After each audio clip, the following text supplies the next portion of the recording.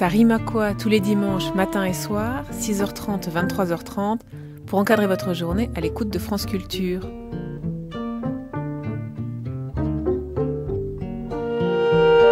À l'intérieur même, nous sommes promis à l'orage, confie Mathieu Gostola dans Visage vive, ou encore Le noir complet nous fait le visage brisé.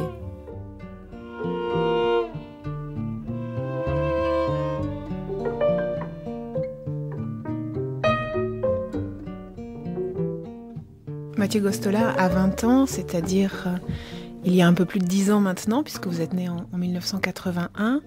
Vous prétendiez vivre dans la solitude du sage et du fou, amoureux de la lumière. Mais aussi vous prétendiez écrire pour survivre à la vie. C'est en tout cas ce que vous répondiez par écrit à Jean-Pierre Sicre, qui avait choisi de vous publier dans la somptueuse et prestigieuse revue des littératures du monde Caravane, au pluriel. Aujourd'hui, donc un peu plus de 10 ans après, s'il fallait vous présenter à nouveau, vous feriez le même genre de réponse ? Survivre à la vie, c'est vrai que c'est une tentation que l'on peut avoir en se plongeant dans l'écriture, en sachant que écrire, c'est aussi soustraire sa vie, la protéger. C'est ce que dit Quignard quand il dit que l'écriture, c'est une façon qu'on a d'encapuchonner sa vie. Mais en même temps, je pense qu'en écrivant, on s'expose et qu'on est toujours ramené à la vie, même si on fait un détour par les mots. Je ne pense pas que l'écriture puisse être une façon véritablement de survivre à la vie, mais peut-être davantage d'être en lien plus profondément avec la vie, en sachant qu'on n'écrit jamais que sur les choses, sur les êtres, sur les lieux, et que les mots ne sont finalement faits que pour être écoutés, être lus, être entendus. Les bribes de poèmes publiés alors avaient pour titre « Je ne suis pas encore né ». Ça disait « Je ne suis pas encore né, je ne vois rien, j'expérimente la couleur fétiche de Manet, le noir, avec tous mes sens. Je la touche du bout de mes doigts, encore paralysée. Je la regarde avec intensité, essayant de deviner sa raison d'être. » Aujourd'hui, Mathieu Gostola, vous vous sentez enfin né en poésie ? Non, pas du tout. Et d'ailleurs, c'est ça qui m'intéresse dans l'écriture, c'est l'idée qu'on puisse construire quelque chose, si tant est que écrire soit construire, à savoir poser des bases stylistiques, des bases qui sont les bases d'une voix, qu'on pourrait reconnaître éventuellement, mais en même temps, essayer ensuite de les détruire, de mettre à mal ce qu'on a pu construire pour essayer d'aller ailleurs, d'essayer tout simplement de non pas tenter autre chose, mais de partir dans l'inconnu. C'est ça qui m'intéresse dans l'écriture. C'est l'idée finalement toujours de partir de ce qu'on ne connaît pas pour arriver peut-être à un grain de voix qui nous est familier, mais ensuite de laisser de côté ce grain de voix qui nous est familier pour aller encore ailleurs, là où on n'aurait pas pu imaginer aller, là en tout cas où on se met en danger.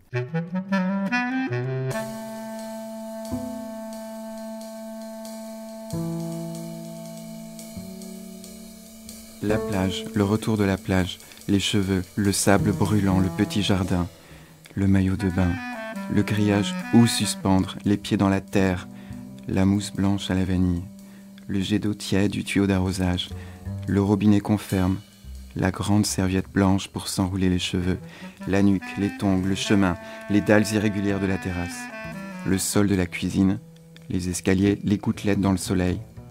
Tu n'as jamais vu la mer. Tu es ce qui retourne à sa réception d'étoiles.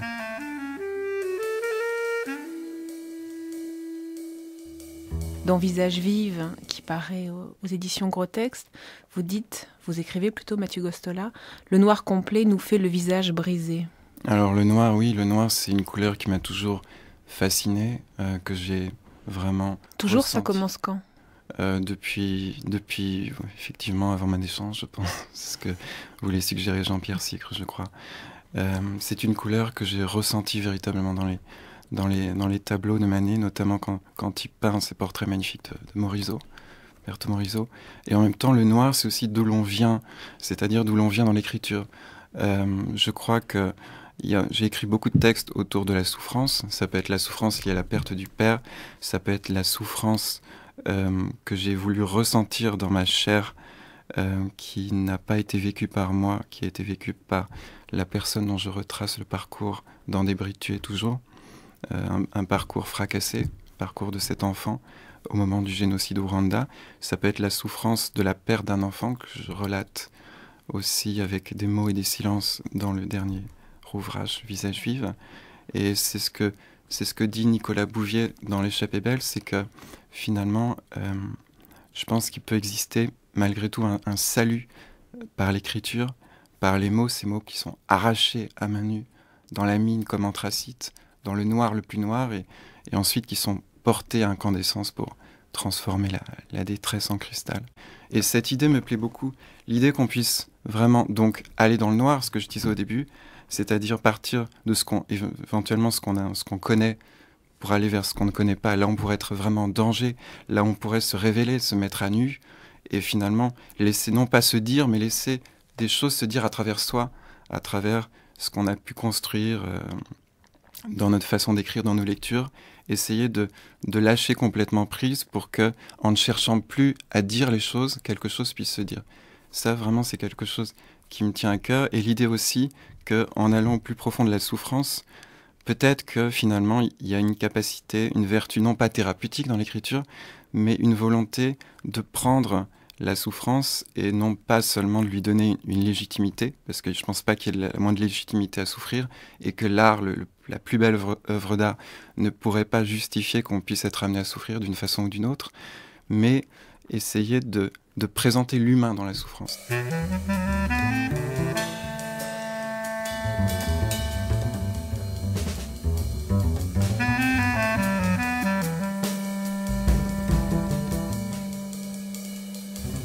Le lendemain est déjà une dépouille que tu t'empresses de jeter.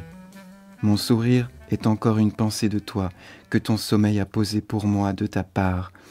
Sur la table où je passe mes nuits sur Internet, sur les forums de discussion, avec d'autres parents funambules du dessus du vide, les pieds sur le fil de la douleur qui veulent comprendre.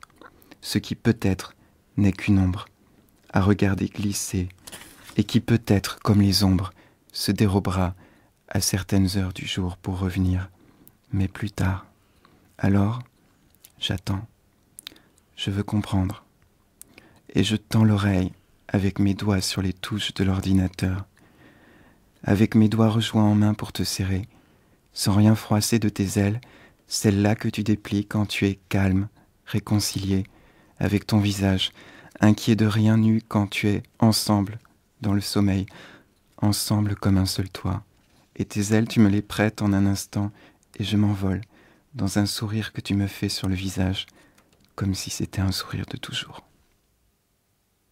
Comment sait-on, Mathieu Gostola, quand un tel livre prend fin, avec cette destination inconnue de moi, de toi, et le cœur du livre qui est de dire la mort d'un enfant? Je pense pas qu'un livre qui veuille prendre en son cœur, en son sein, la mort d'un enfant puisse avoir la moindre fin, dans le sens où donner une fin à ce livre, ce serait comme donner prise à cette mort. Parler de cette mort, c'est comme faire en sorte qu'elle ne puisse pas advenir. Puisque quand on parle de quelque chose, finalement, il y a toujours une vie qui surnage, qui survient, qui transperce l'absence. Et même si on parle de souffrance, on ne parle que de la vie. Donc, ma volonté était justement de ne pas clore. C'est pour ça que le dernier poème est un poème finalement ouvert, alors que le moment de la mort a été évoqué avant. J'ai voulu que la chronologie soit chamboulée. Et en même temps, j'ai fait recours aux photographies. De l'Inde. Voilà. Des bougies dans Bodh les Gaya, temples et des bougies sur les fleuves, que ce soit le Gange ou ailleurs, toutes ces lumières qui scintillent et qui naviguent. Voilà, exactement. Bodh Gaya. J'ai voulu faire recours à la photographie pour ouvrir encore davantage. Bodh Gaya, ce n'est pas noté, il y a juste marqué que les photographies, qui sont quelques-unes à se glisser entre les poèmes, viennent d'Inde. On voit des dotiers, des saris qui sèchent. On voit donc les flammes des bougies. Bodh Gaya, ce n'est pas anodin, parce que c'est quand même le Bouddha, c'est l'arbre de la Bodhi, c'est l'arbre de la sagesse. Voilà, mais si vous voulez, c'était le lieu en lui-même ne fait pas sens plus que cela, dans le sens où finalement le recours aux photographies c'est une volonté d'ouvrir, comme je le disais, de faire appel... Aux couleurs aussi, voilà, beaucoup de rouge et de feu. De faire appel à quelqu'un qui viendrait mettre du désordre dans le recueil, dans les poèmes. La photo, c'est un peu ça, pour moi, l'idée. C'est jamais présenter quelque chose d'illustratif, mais de créer des correspondances possibles, un système de résonance, de faire que le recueil soit davantage encore une chambre d'écho, des échos qui seront à la fois sonores et visuels, pour le coup. Et dans la tête aussi, parce que les bougies qui naviguent sur le Gange, c'est aussi le symbole du défunt qui s'en va ailleurs. Alors oui, il y a aussi évidemment une résonance particulière étant donné le thème. Et le Gange en lui-même est photographié avec une barque au loin qui peut aussi faire penser aux Styx, avec toujours, même si la barque s'éloigne de plus en plus, une façon qu'elle a toujours de rester dans notre ligne de mire. Ce qui rejoint ce que je disais sur la volonté de ne pas clore le recueil pour que la vie, même si la vie palpite à travers la souffrance, soit toujours ce qui tienne ensemble les mots, même ce qui les tienne dans leur désordre. Et les bougies, c'est à la fois le visage, vous l'aviez dit, et en même temps la vie, mais la vie avec sa faiblesse, sa fragilité, qui peut, au moindre coup de vent, puisque là il s'agit d'un enfant, être soufflé et nous plonger dans le noir le plus absolu. On revient encore au noir, mais avec une dimension pour le coup moins belle, vraiment le noir vécu comme désolation, avec toujours l'idée que puisse transparaître l'éclaircie, ce que vous disiez encore une fois tout à l'heure. Et ce qui me plaisait aussi dans ces photographies, c'était de donner non pas une illustration de ce qu'est le visage, mais donc d'utiliser la photo comme ouverture, comme absolue non-fermeture quant à un propos, quant à une forme, quant à un ouvrage, et en même temps donner à ressentir ce que peut être le visage comme ouverture. Évidemment, c'est un recueil qui aussi essaie de faire entendre ce qu'est le visage au travers de la récurrence du mot, notamment visage, comme si en répétant un même mot, on pouvait finir par douter de la réalité à laquelle ce mot est rattaché. Prendre quelque chose que l'on connaît bien, prendre quelque chose de commun, et en répétant, essayer de faire vaciller la familiarité au point de faire que la familiarité devienne une non-familiarité. Je suis demeuré au-dessus des éboulis de toi. Je sentais que j'allais me mettre à tousser dans la douleur et partir sans le reste des mots. Nous nous étions engagés par écrit pour ne pas tomber dans la misère. On avait si grand peur que toutes les feuilles des arbres étaient comme parties. Sur la route du retour, les mots ne comptent pas. Il y a de la poussière qui vole, on est comme attaché à ce qui vient de la musique. Ce que le regard nous dit toujours, la peinture du visage n'a pas eu le temps de sécher. Une seule fois j'ai attendu mon retour pour que le jardin soit jusqu'aux mains, le bien-aimé. C'est vrai quand on voit un visage, on est vraiment dans le rapport à l'autre qui peut être intime, qui peut être anonyme, mais on est dans un rapport à l'autre qui n'est absolument pas flou. Donc là, en excluant le visage... La couleur des yeux, la forme des sourcils, le nez, il n'y a rien de tout cela. Il y a le sourire. Il y aurait pu avoir des photos, c'est vrai, qui renvoient ou des mots, au visage, mots pour le dire. Ou des mots pour le dire. Et là, du visage n'a voulu finalement n'a voulu naître que l'ouverture, comme si on ne pouvait pas dire le visage vraiment sans exclure la façon qu'a le visage de toujours résister au dire, faire en sorte que le visage reste toujours cet inconnaissable. Donc pour moi, le poème était intéressant dans le sens où il permet aux choses de survenir comme des épiphanies dans le moment même où elles surviennent, sans qu'elles parviennent à cristallisation, sans qu'elles parviennent vraiment à condensation, à réalité. Comme si finalement c'était la chose dans son élan vers nous-mêmes qui apparaissait à notre écoute, à nos yeux, à notre imaginaire. Et jamais vraiment la chose en elle-même. Façon aussi de dire que c'est notre émotion qui nous permet de faire un trajet vers les choses, vers le monde, vers les êtres, qu'ils soient ceux que nous connaissons ou non. Et c'est un chemin qui est sans cesse à réinventer. Un chemin qui peut se faire au bout du monde finalement, comme en Inde, ou qui peut se faire à Paris, dans une rue qui nous est très familière. Comme si le véritable lieu, c'était le lieu de notre corps et que tout était étranger, tout était étrangeté. Alors ça peut être l'inquiétante étrangeté, mais ça peut être quelque chose de très jouissif, dans le sens où si tout le familier devient non familier, tout devient une source d'enchantement incroyable, une source d'angoisse également, mais une source d'enchantement incroyable, et que finalement, le moindre visage pour lui-même peut être un appel au voyage, peut être un voyage en tant que tel, plus grand, plus intense, plus fécondant pour l'imaginaire qu'un voyage au bout du monde. Peut-être pas plus, mais en tout cas autant. Et donc, en jouant sur l'Inde, le visage qui revient sans cesse, c'était une façon peut-être d'éveiller cette idée.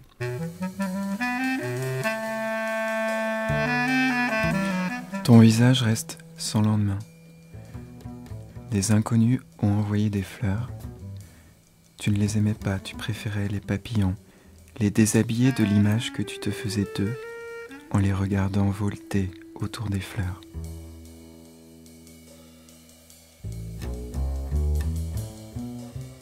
Je pense à ces vers qui étaient dans ce poème « Je ne suis pas encore née » qui disait « Solfier ses larmes, comme une mélodie défendue, avoir la force ». Et ici, dans Visage vive, il est écrit « J'ai tellement hurlé que dans la respiration, les mots sont apparus ».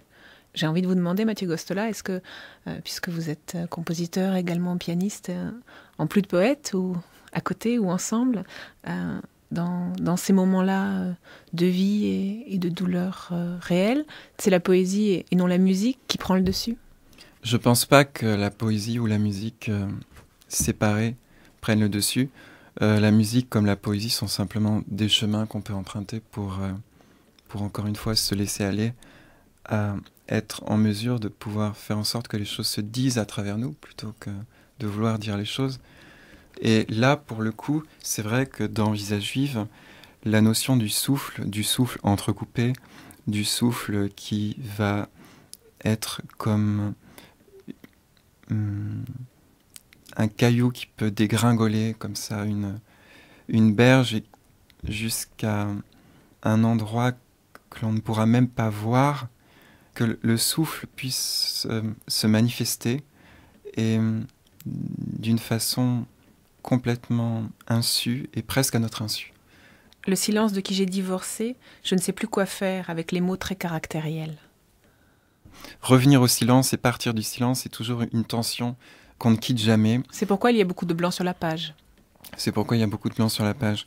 Et c'est vraiment une idée qui m'est très chère depuis longtemps, puisque sur la musicalité du vide, disait déjà de par son titre même que les poèmes peuvent finalement exister par le biais du silence, c'est-à-dire qui est matérialisé pour le coup par le blanc sur la page.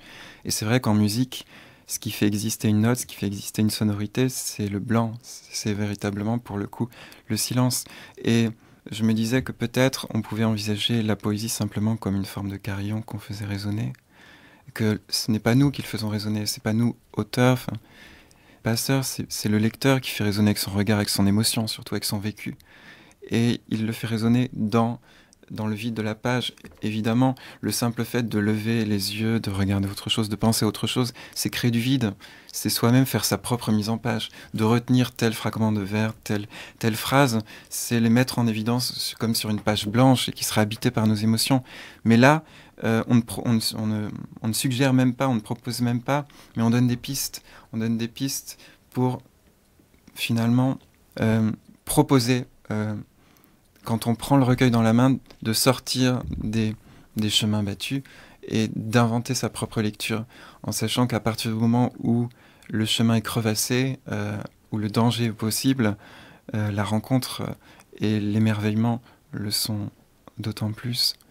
Et aussi, il est possible de tourner les pages avec irrévérence et de s'arrêter un mot et de faire résonner ce mot avec un mot qui appartient à un autre poème, comme si finalement chaque recueil n'était qu'une invitation donnée au lecteur à vivre ses émotions d'une façon différente, peut-être, en faisant appel à l'étranger, à l'étrangeté de correspondances possibles qui ne seraient pas survenus dans un premier temps.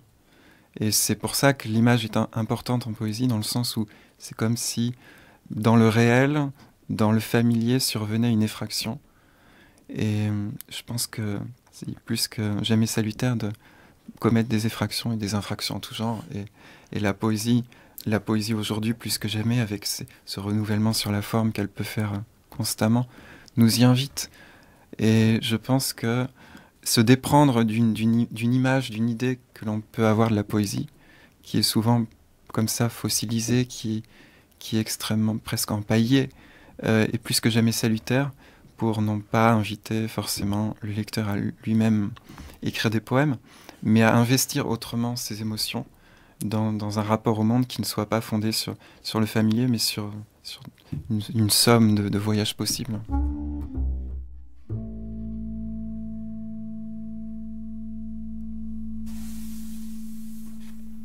Tu viendras et je chanterai encore une fois, pour avant la mort merveilleuse. Dis, je t'en prie, dans cette voix qui sera la nôtre, j'aimerais n'être pas trop au loin. Je crois que c'est possible de vivre car on est deux et ça a duré. Tu dors maintenant, aucune importance. Tout est déjà là dans le visage et je prends tout avec mon souvenir. Mon souvenir est déjà là même dans le présent du regard. Une larme de moi, alors ma main sur sa joue de lui, pourtant caresse de printemps, avec quoi tout recommence. La douleur a-t-elle répondu finalement? Elle était située en plein cœur de ton cœur de confiture d'érel. La douleur nous dit que ce n'est pas la peine, mais il y a le sens des couleurs dans le massif des fleurs à suivre pour vous. Il n'y avait pas simplement les choses, surtout j'étais dans la folie de l'histoire de nos corps, pas ensemble, séparés, avec le rien mais si terrible de la mort. Tu es ce qui est un peu froid, mais la neige sort de toi, avec tes bruits de gorge qui me glacent, alors je cours vers dans ce qui de mon cœur a des lucarnes pour respirer. Mais je ne trouve pas ce qui permet de respirer. Je ne trouve pas. Dans un coin de la vie, il y a une tristesse forte à nous réveiller. On aura encore plein d'instants à être debout avant de mourir. Il y a le doux frottement des mots dans le ciel qui s'envolent, un peu de soi quand il s'agit d'être là et de parler pour faire entrer la douleur dans un trou et colmater le trou. Le visage est nu de mourir, dans le silence, il ajoute le ronron. Notre visage prend le temps de nous attacher à chaque pierre du chemin ombragé avec qui jouent les branches des arbres, comme s'il s'agissait de dire « Je reviens, pardon ».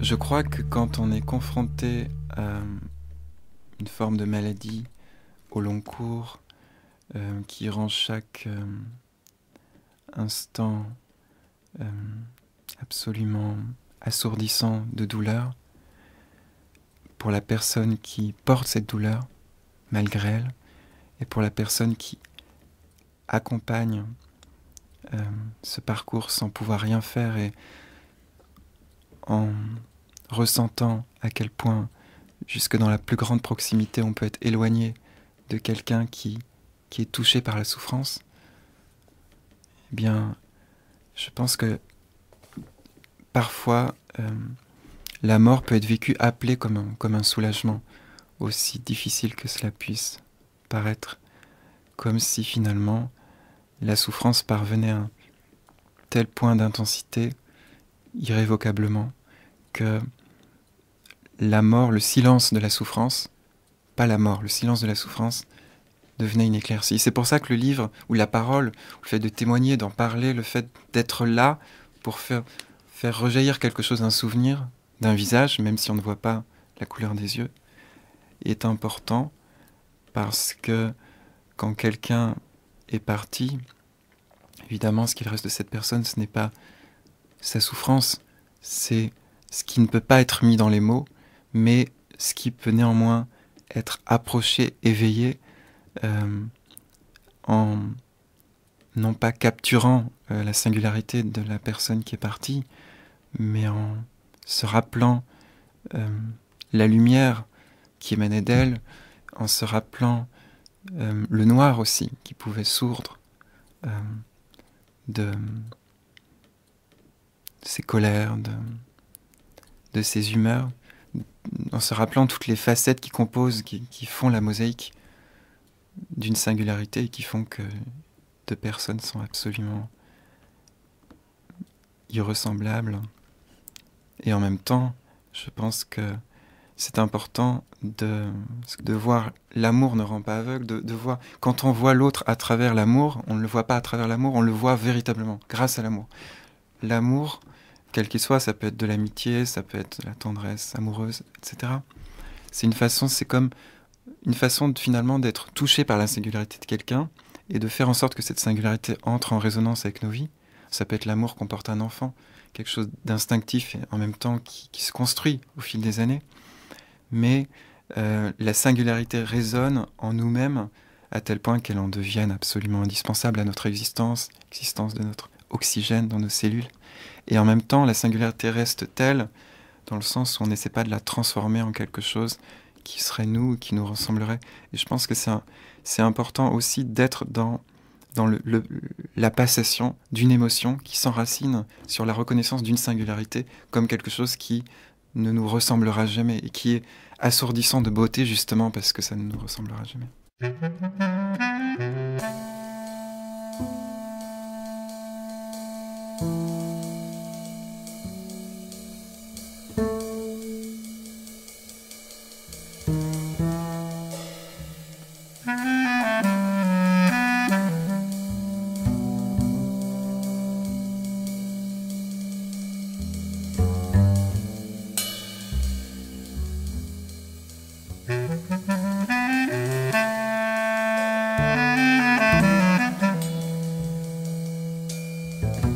Visages vives de Mathieu Gostola est aux éditions Gros Texte. Cette émission est d'ores et déjà en ligne sur le www.franceculture.fr, notre site internet, grâce auquel vous pouvez réécouter durant des mois, mais aussi et surtout plébisciter, télécharger et ainsi conserver les émissions sur toutes sortes d'ordinateurs, tablettes et autres baladeurs.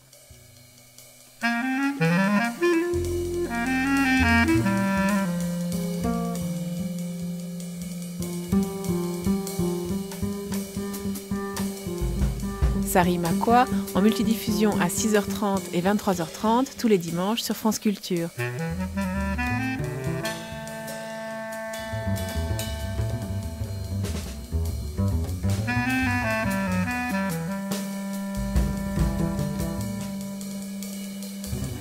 Pierre Monteil, Pierre Mine, Anne de Biran, Patrick Molinier, Sophie Nolot.